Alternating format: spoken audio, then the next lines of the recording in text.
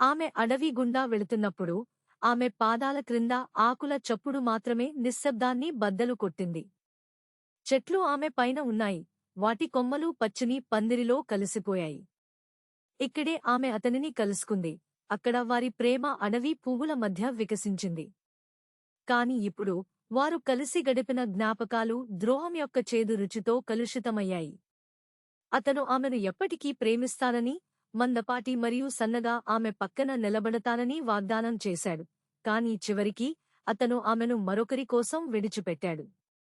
వారి ప్రేమ ఎలాంటి అడ్డంకినైనా అధిగమించగలిగేంత బలంగా ఉందని ఆమె భావించింది, కాని ఆమె తప్పు చేసింది. అతని ద్రోహం యొక్క బాధ ఇప్పటికీ కొనసాగింది, ఆమె హృదయంలో స్థిరమైన నొప్పి.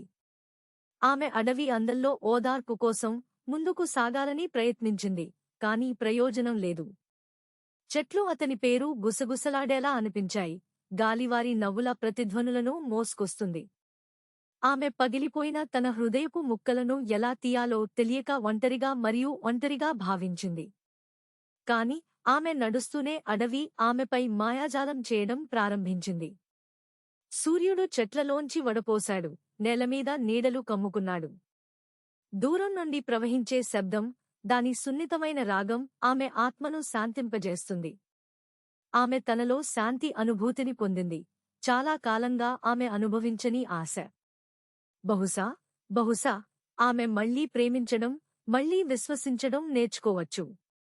మరియు ఆమె అక్కడ నిలబడి, అడవి అందంతో చుట్టుముట్టబడి, ఆమె నరికివేయబడిన చెట్టు అని, కాని ఇప్పుడు మళ్లీ పెరుగుతోందని మరియు ఈసారి ఆమె వేర్లు బలంగా ఉన్నాయని గ్రహించింది.